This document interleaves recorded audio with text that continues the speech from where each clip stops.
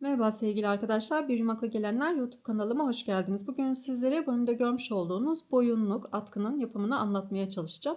Hem boyunluk olarak kullanabilirsiniz hem atkı olarak kullanabilirsiniz. Güzel bir aksesuar oldu. Boyunluk olarak kullanmak için böyle boynumuza dolayıp böyle küçük bir bağlayarak kullanabilirsiniz. Tanıtımda, bundan öncesi tanıtımda fotoğraflarını yayınlarken boyunda nasıl durduğuyla ilgili görüntü mevcut. Oradan nasıl bağlandığını görebilirsiniz arkadaşlar. Şu kısımdan önden arkaya doğru 2 kere dolayacağız. Sonrasında da ön kısımda bağlayacağız. Gerçekten çok şık, çok güzel bir model ve çok da basit. Böyle yeni doğan, yeni başlayanların bile rahatlıkla yapabileceği bir model. Sadece trabzanlardan oluşuyor. Bu orta kısmı şöyle uç kısımdan başlıyoruz. Artırarak ilerliyoruz ve daha sonrasında da bitirirken yine eksilterek başlamış olduğumuz noktaya kadar geliyoruz arkadaşlar. Daha sonrasında da şu kenar ve bibiklerine gidiyoruz. Şimdi atkımı 1 metre 30 santim gibi yaptım. Sizler daha uzun istiyorsanız eğer hani böyle atkı olarak kullanmak istiyorum, boyunluk olarak değil atkı olarak kullanmak istiyorum derseniz eğer atkı olarak daha uzun yaparsınız. Yani 1.60-1.70 gibi yaparsınız ama boyunluk olarak kullanacaksınız. Bu ölçü ideal. Yani uzunluğunu siz kendinize göre ayarlayabilirsiniz. Bir bebe yünü kullandım bunda. İstediğiniz yünleri kullanabilirsiniz. Ve bir yarım yumak, yarım yumaktan fazla kullandım. 3 milim de tığ kullandım arkadaşlar. Bu ölçü ve bu iple ipin açıklama kısmına ne olduğunu yazarım. Kontrol iplerle de çalışabilirsiniz. Dediğim gibi istediğiniz ünlerle çalışabilirsiniz. Şimdi isterseniz atkımızın yapımına geçelim. Geçmeden önce küçük bir hatırlatma yapmak istiyorum. Kanalıma abone olmayı, bildirimleri açmayı unutmayın. Yorumlarınıza da destek verirseniz çok sevinirim. Hepinize kolay gelsin. Evet, boyunluğumuzun yapımına başlıyoruz arkadaşlar. Boyunluk, fular, atkı hepsi olur. Öncelikle şöyle sihirli bir halka yapacağım. Şöyle sihirli bir halkamızı yapalım. Evet. 3 tane zincir çekiyorum. 3 tane zincir çektim. Evet, ipimi doluyorum. Zincirim dahil 4 tane trabzan yapacağım. Zincirimi saydım. 1,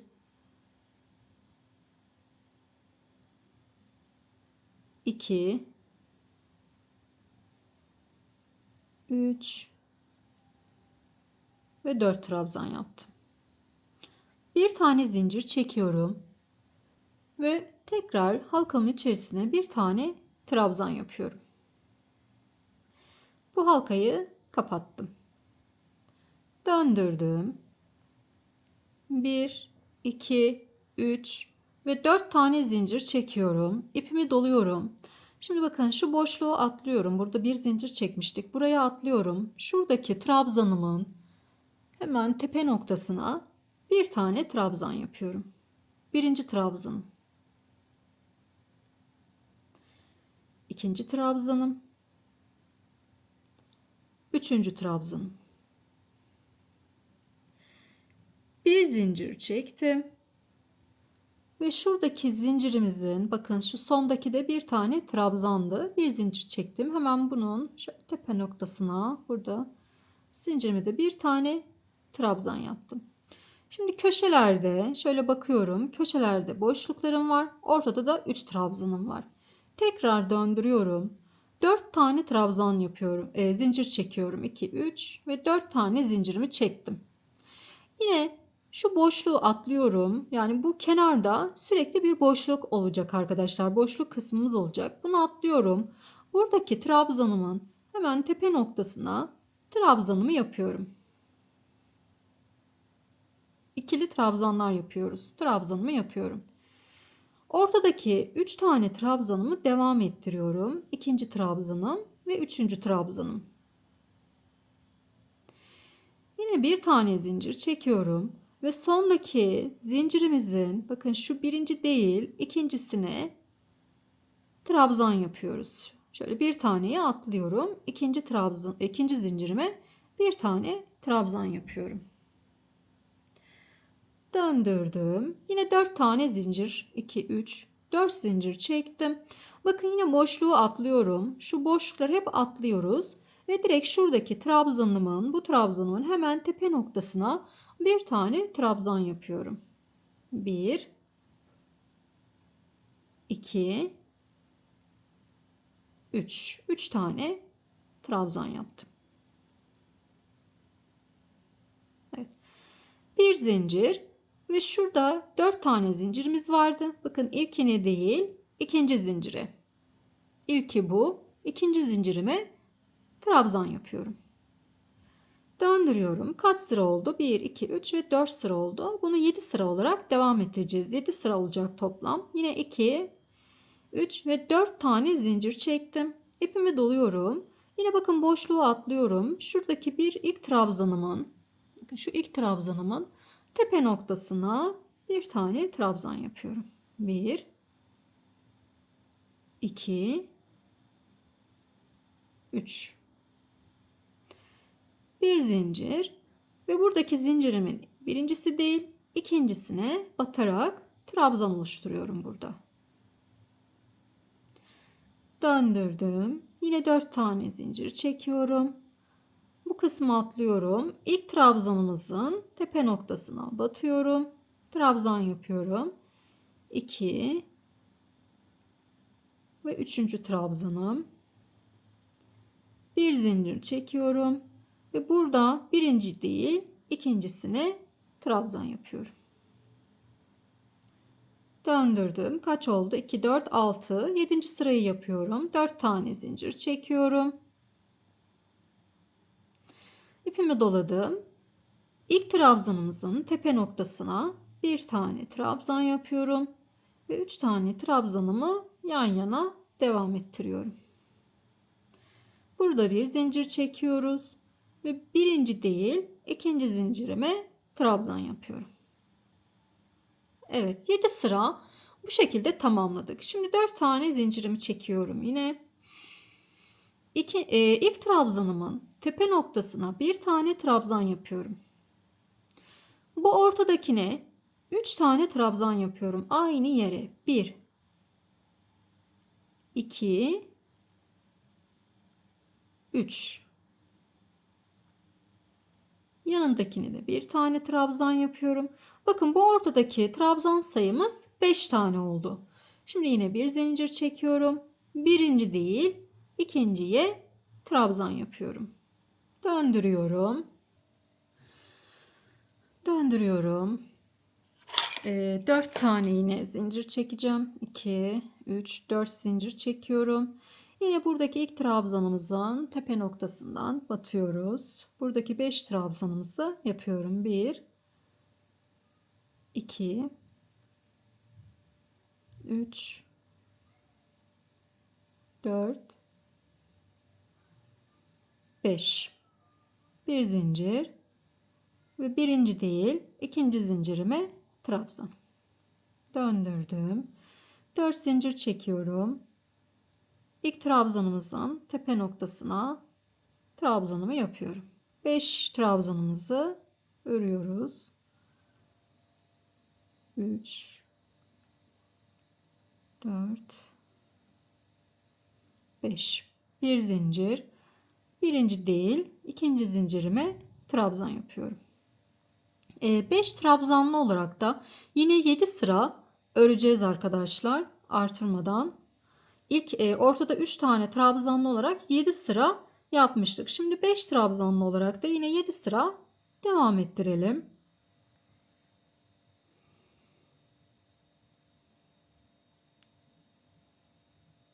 Bu 4. sıramız.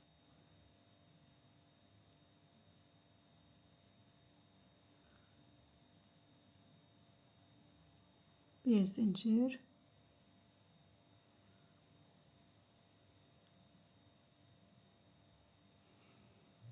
Beşinci sıramı yapıyorum.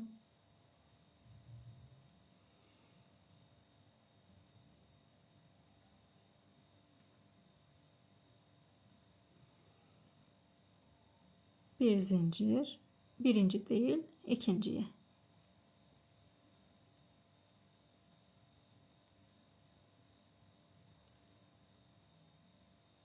Altıncıyı yapıyorum sanırım. Evet, 6. sıra.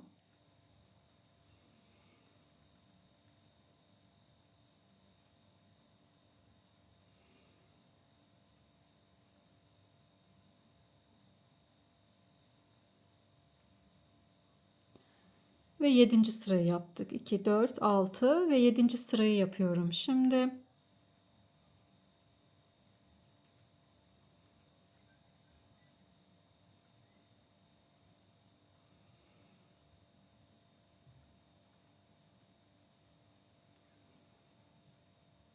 bir zincir.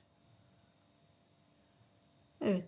Şimdi 7 sıra 5 trabzan olarak yaptık. Kenarları saymıyorum. Bu ortada 5 tane trabzan olarak 7 sıra ördüm arkadaşlar. Şimdi 4 tane zincir çekiyorum. İlk trabzanımın tepe noktasına battım. 1 2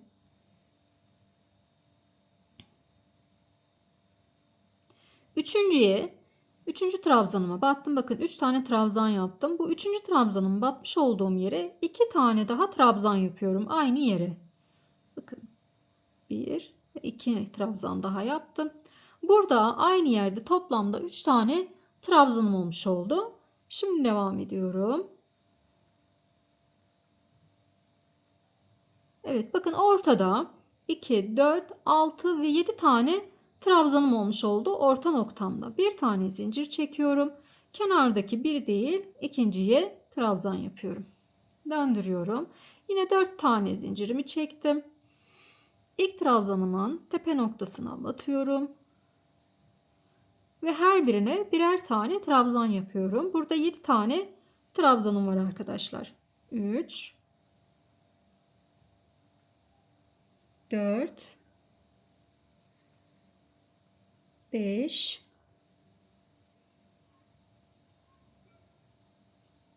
6 7.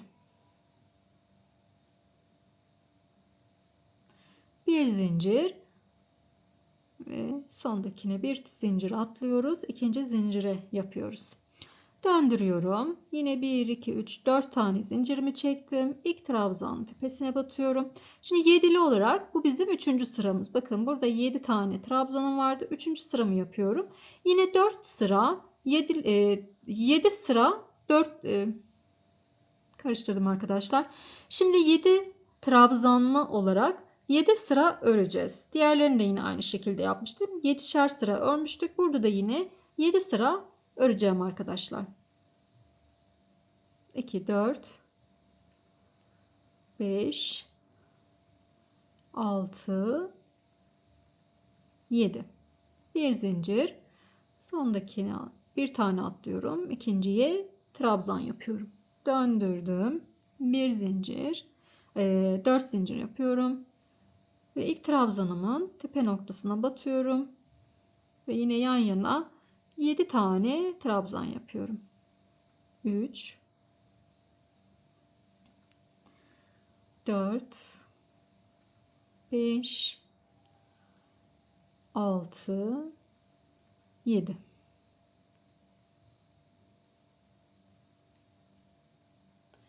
Bir zincir çektim. Birinci değil, ikinciye trabzan yapıyorum.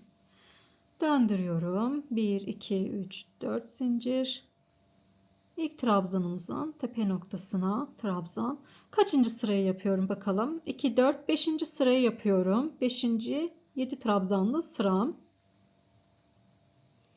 7 sıra olacak. 7 sıra yapalım.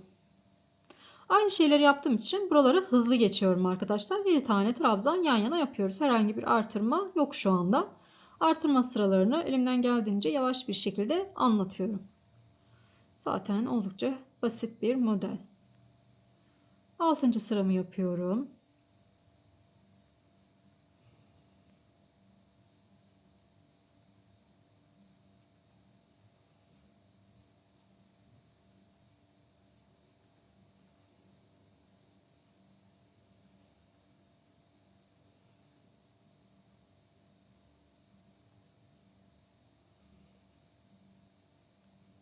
Yedinci sıramı yapıyorum. 7. ve son sıramı yapıyorum 7'li olarak.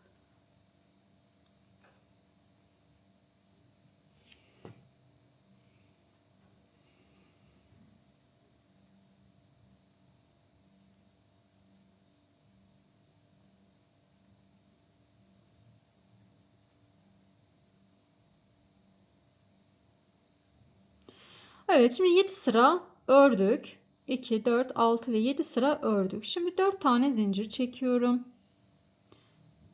Ve yan yana trabzanlarımızı yapalım. Şimdi 1, 2, 2, 3 ve dördüncü trabzanımı da yapıyorum. Şimdi yan yana 4 tane trabzan yaptım burada.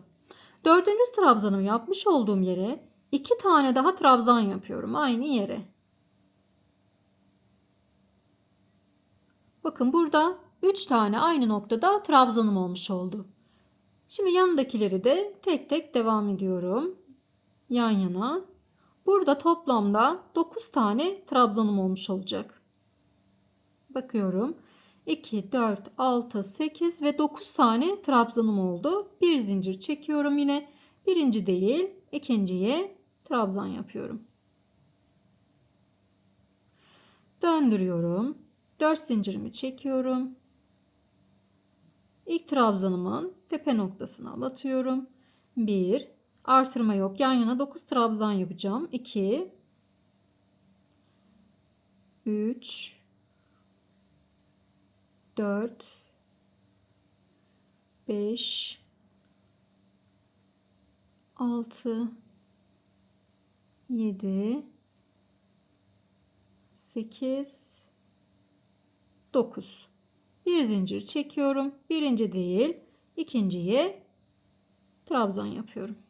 Döndürdüm. 1, 2, 3, 4 zincir ve aynı işlemleri devam ediyoruz. Şimdi buradaki bu 9 tane trabzanımı devam ettireceğiz. Artırma daha yapmayacağız. 9 trabzanla devam edecek arkadaşlar. Kaç santim öreceğim 9 trabzanlı olarak, yani baştan sona kadar kaç santim ve kaç sıra ördüğümü sizlerle paylaşacağım. Ben yapayım, sizler de örün. Artırma yok, 9 trabzan olarak devam ediyoruz. Sizler de örün, ben de öreyim. Sonrasında zaten bir saniye sonra buradayım. Evet arkadaşlar, ben bu artırma yerinden sonra, yani en son 9 ilmek olduktan sonra tamamladım. Şimdi şu başlangıç noktasından bu örmüş olduğum yere kadar 1 metrelik bir kısım örmüş oldum. 1 metre örüyoruz. Daha sonrasında da eksiltmelerle devam edeceğiz. Şimdi eksiltme kısmımızı yapacağız. Burada yine 3-4 tane zincirimi çekiyorum. Evet. İlk trabzanımızın tepesine batıyorum. 1, 2, 3, 4. Şimdi burada 3 tane yaptım.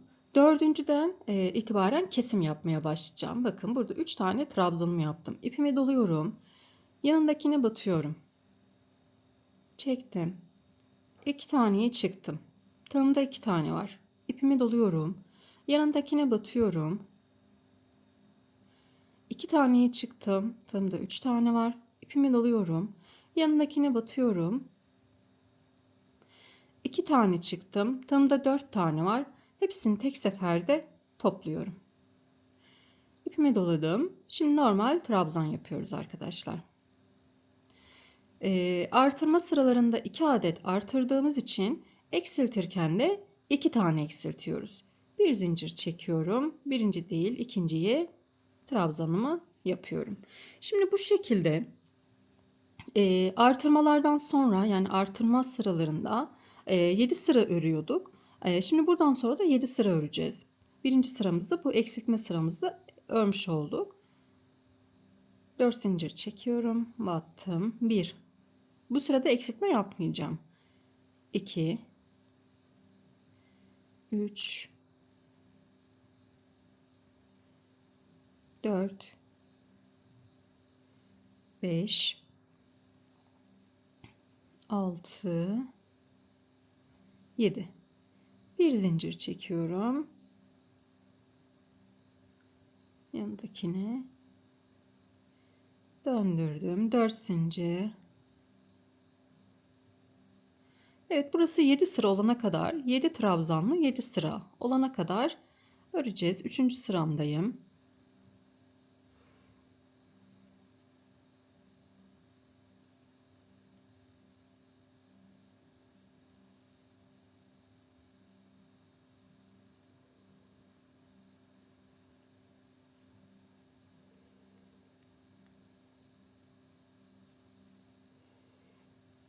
Evet, 7 sıra olana kadar gelelim. Evet, 7 sıra ördüm. 1, 2, 3, 4, 5, 6 ve 7. 7 sıra ördüm. Döndürüyorum. 2, 3, 4 sıra. 4 zincir çektim. Yanındakine batıyorum. Bu sırada eksiltmemiz olacak. İkincisini de yapıyorum. 2 tane trabzan yaptım şimdi burada. İpimi doluyorum. Yanındakine batıyorum. 2 çıktım. Tığımda 2 tane var. Tekrar ipimi doluyorum. Yanındakine batıyorum. 2 çıktım. Tığımda 3 tane var. Tekrar ipimi doluyorum. Yanındakine batıyorum. 2 çıktım. Tığımda 4 tane var. Hepsini tek seferde topladım. İpimi doluyorum. Yandaki 2 taneyi de trabzan olarak yapıyorum. Bir zincir. Evet. Şimdi 7 sırada bu şekilde öreceğiz. Bakın bakalım şimdi kaç tane kalmış. 1, 2, 3, 4, 5 tane trabzanımız kaldı. Bir zincir. Evet, şimdi 7 sırada 5 trabzanlı bir şekilde örelim. Sonra yine eksiltmeye gideceğiz arkadaşlar.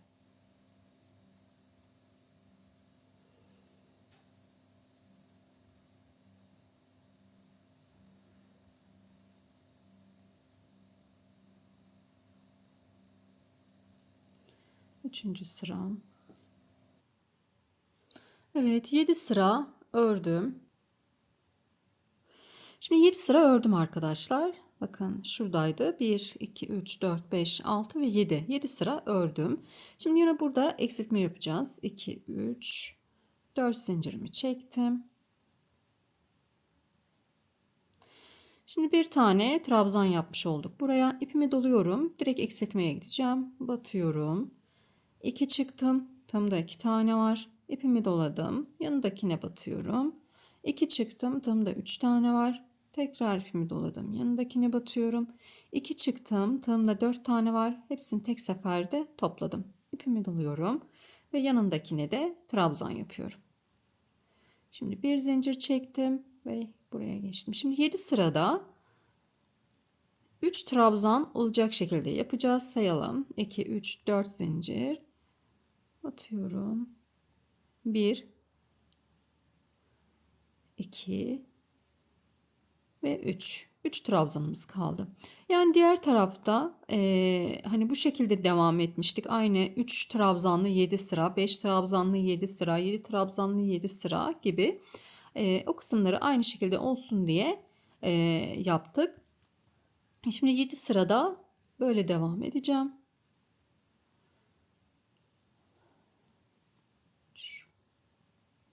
Üçüncü sıram.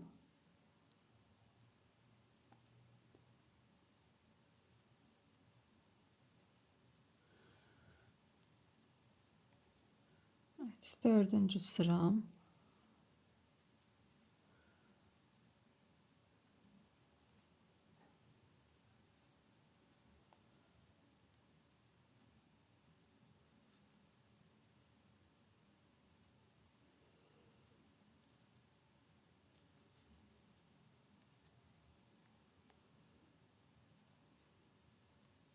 Beşinci sıram.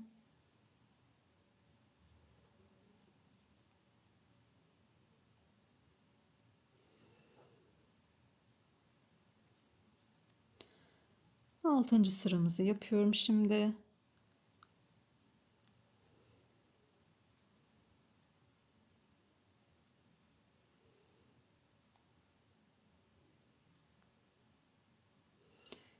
Ve son sıramızı yapıyorum.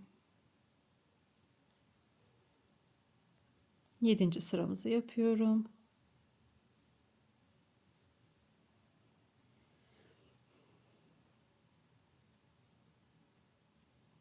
Evet.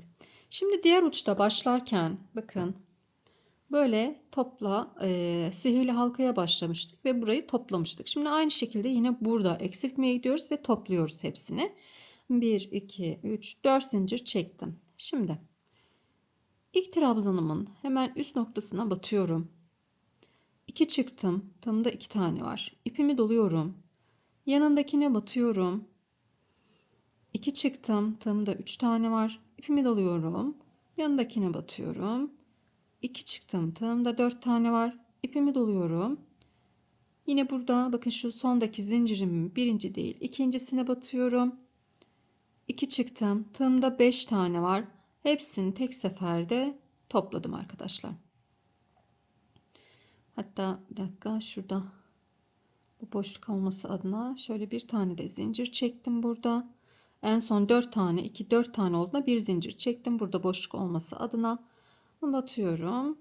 2 çıktım. Şimdi hepsini topluyorum. Şöyle bir tane de zincir çektim arkadaşlar. Şimdi bunu tamamlamış olduk. Bu kısmı böyle tamamlamış olduk. Şimdi yan kısımla devam edeceğim. Bunun için öncelikle ilk şu kısma bakın buraya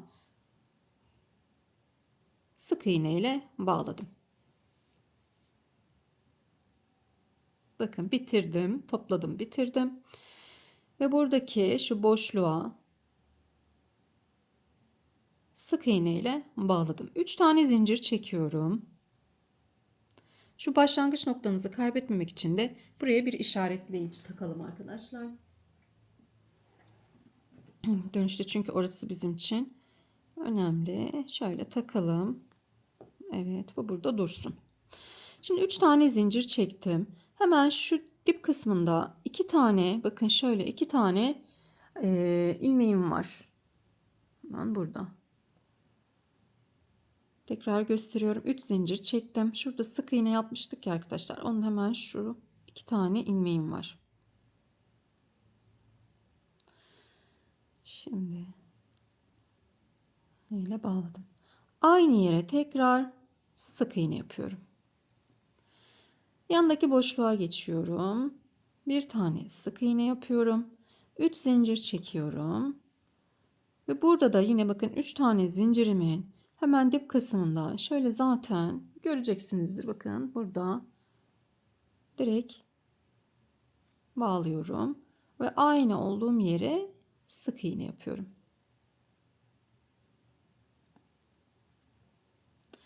Yandaki boşluğa geçtim. Bir tane sık iğne.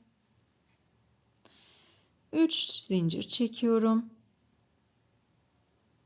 Bakın hemen şöyle dip kısmında buraya tam şöyle içinden geçiriyorum.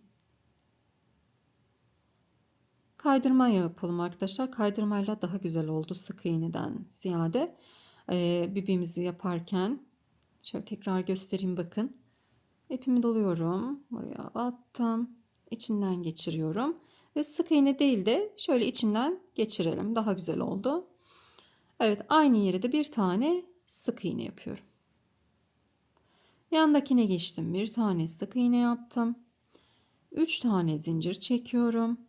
Yine dibine iniyorum. Bu 3 tane zincirimin hemen dip kısmında zaten gözüküyordur. İlmeğimi aldım ve kaydırmayla içinden çıkardım. Aynı yere tekrar sık iğne yaptım. Yine yandaki halkaya sık iğne 1 2 3 zincir dibine indim ve bu kısımdan ilmeğimi alıyorum ve içinden kaydırıyorum. Aynı yere tekrar sık iğne yapıyorum.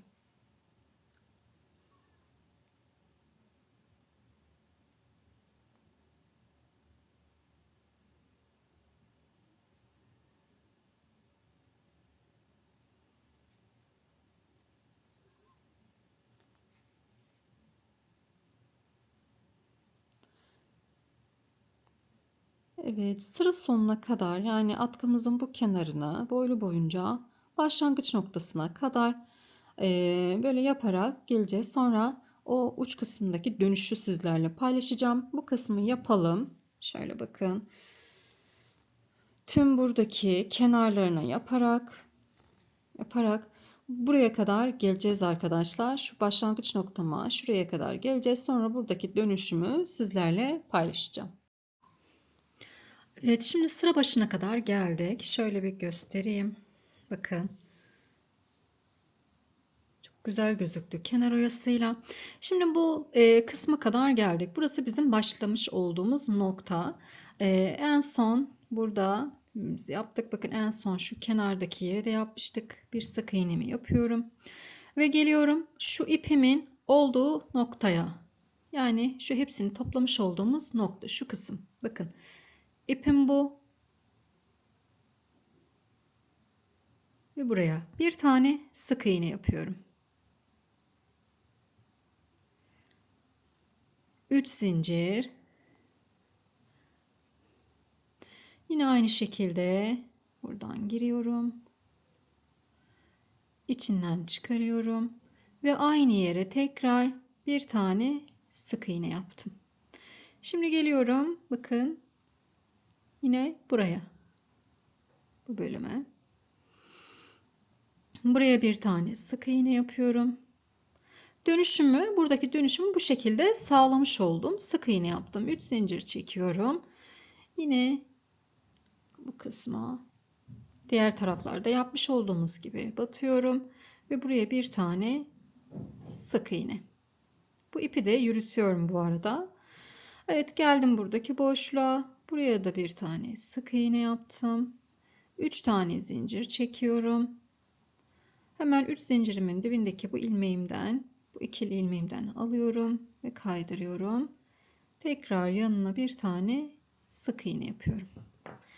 Evet, dönüşüm bu şekilde sağlanmış oldu arkadaşlar. Gayet güzel oldu. Şimdi bu kısmını da yapalım.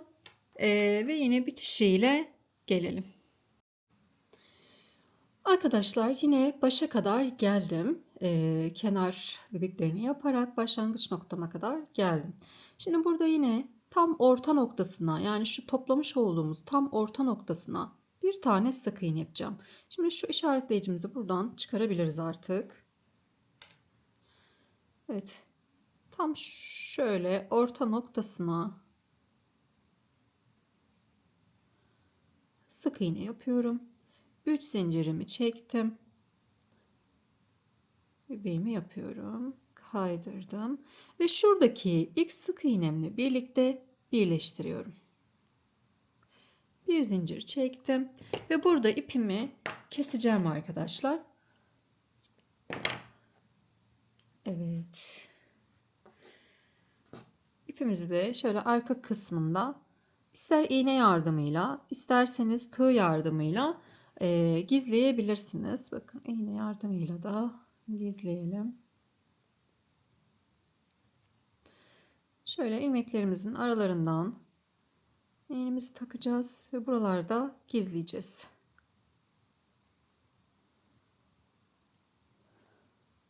Evet. Böylelikle atkımızı, flörümüzü tamamlamış olduk arkadaşlar. Şöyle şekil aldıralım. Evet, fularımız bu şekilde boynumuza sarıp sardığımızda gerçekten çok şık gözüküyor arkadaşlar. Başlangıçta zaten tanıtımda gösteriyorum böyle resimlerle nasıl durduğunu. Çok şık, çok güzel. Hemen böyle kolaylıkla bitebilecek güzel bir basit bir model oldu. Yeni başlayanların bile kolaylıkla yapabileceği bir model oldu.